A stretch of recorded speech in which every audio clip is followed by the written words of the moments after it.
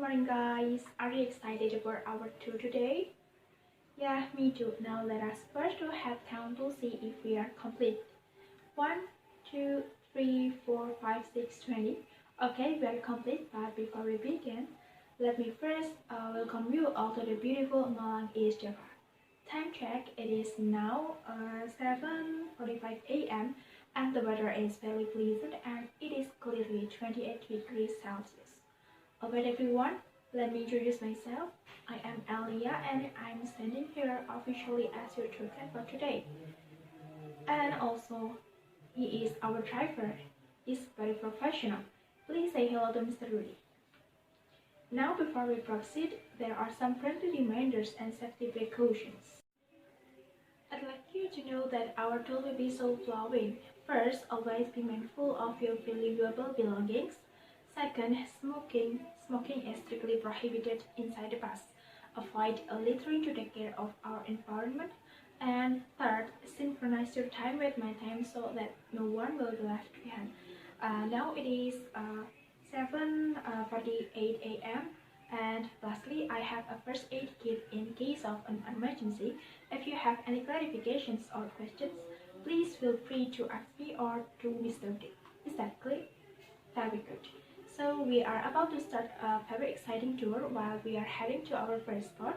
And let me first tell you a brief background about Malang. It is the second largest city in East Java. Malang, known for its cooler temperatures, beautiful surrounding countryside, and attractive streets lined with historical buildings. Set on the Brantas River, Malang is a popular destination for visitors, with vibrant markets, parks, and Dutch colonial buildings to see. The Dutch used it as a holiday escape, and a number of mansions, governments, buildings, and churches that built still remain standing today. Malang has a huge historical story. You will see several Hindu temples and relics, including the Singosari Temple from the 12th century, is scattered throughout the city. Today, Malang is a thriving cultural center with its own unique character.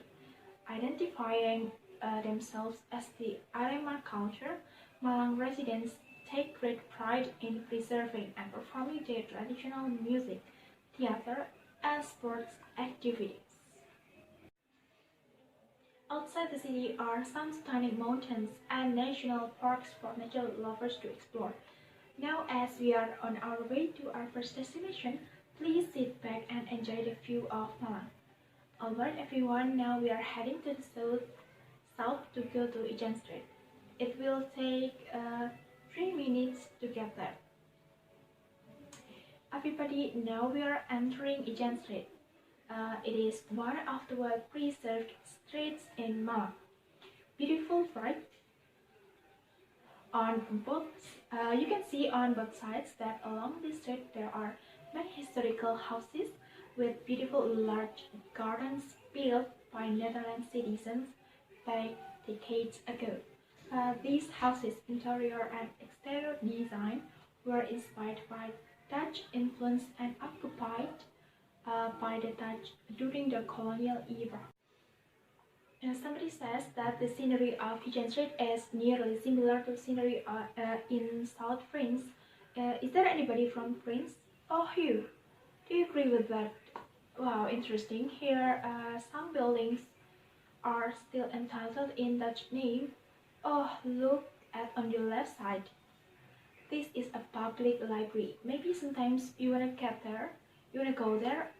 And okay, still on your left, this is what is called Saint Maria from Carmel Mountain. It is a beautiful historical Catholic church.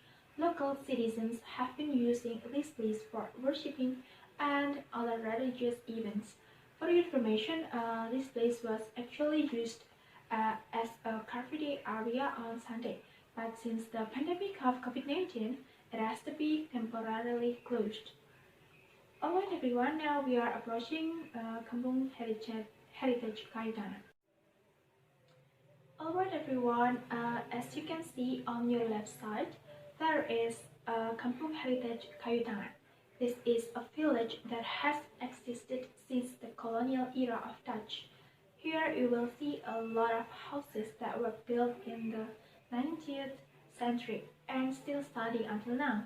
At first, it was a waste area, but then Malang government made this place as a thematic tourist spot in Malang that has Dutch heritage style.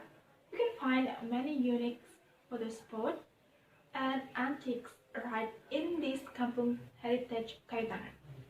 Alright everyone, now we are heading to Alun-Alun Merdeka. Now we are in Alun-Alun Merdeka. Did you guys?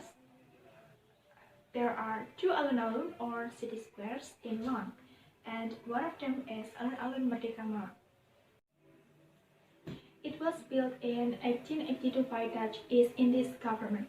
Alun-Alun Merdeka construction at the first aimed to build the colonial authority image. To build that image, Dutch East Indies government built various buildings with colonial architecture style for their interests around the Alun-Alun.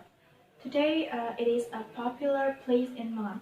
People use it as a place for refreshing, picnic with family or jogging.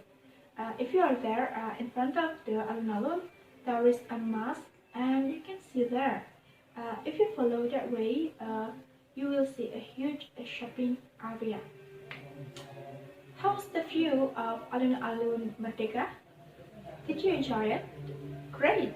Now we will continue our trip to Alun-Alun Bundar, or it is known as Alun-Alun Tugu. Alun-Alun Bundar or Alun-Alun Tugu Malang is the second Alun-Alun in Malang that has a unique shape. Yeah, it is round, different from the previous Alun-Alun, right? As you can see there in the middle, there is a monument or tugu. That monument has a huge historical story. That was the first monument built in Indonesia. This monument was erected in 1950 and officially opened by President Sukarno. This monument, when it was 95 complete, it was destroyed by Dutch on 23rd December 1948. Dutch considered that the monument is a manifestation of Malang people's spirit. This Alun-Alun covers over 11 meters. Everybody, please look at your left. That building is Malang City Manager Office. As you can see, this Alun-Alun is surrounded by other buildings, like hotels, splendid military houses, old school, and many more. Next, we will go to Kampung 3D. At Kartanegara Street, we will turn right toward Trunajaya Street. And here is Kampung 3D. Kampung 3D, as you can see, the Kampung 3D or three-dimensional village is one of the interesting destinations in Malang. It was built in 2016 by the student from Muhammadiyah Malang University. The first reason is to make the slum village to the beautiful and the orderly village. And nowadays, Kampung 3D Malang becomes a destination village. Kampung 3D Malang has about 200 three-dimensional paintings. Many people visit to take photos. Next, from Kampung 3D, we will continue to Panglima Sudirman Street. Panglima Sudirman Street dominated by military complexes. As you can see around Panglima Sudirman Street, there are two military bases. On your right, this is Bikang 2 construct. Still on your right, this is 1st Artillery Regiment Malang. Because of that, many people said that Malang is military city. There are many military bases, starting from the Army Angkatan Darat, the Air Force or Angkatan Udara at Abdul Rahman Saleh, and the Navy or Angkatan Laut at Tanimbar Street. From Panglima Sudirman Street, we continue to W.R. Supratman Street. Here is W.R. Supratman Street. On your right hand, it's Lafayette General Hospital. From West Supratman Street, turn right toward Legend Sutaya Street. You will find Sapilira Mosque. Sapilira Mosque is one of the biggest and the oldest in Malang. It was built in 1974. Sapilira Mosque building has a deep meaning for Indonesia. It has 17 pillars, 8-meter height from the floor of the roof. The width and the height is 45 meters, which means the date of Indonesia independence is 17 August 1945. Alright everyone, unfortunately we are at the end of our tour. That was the last spot for today. Now we are heading back to Polytechnic Negeri Malang on Sudirman Street. Are there any clarifications, questions or suggestions?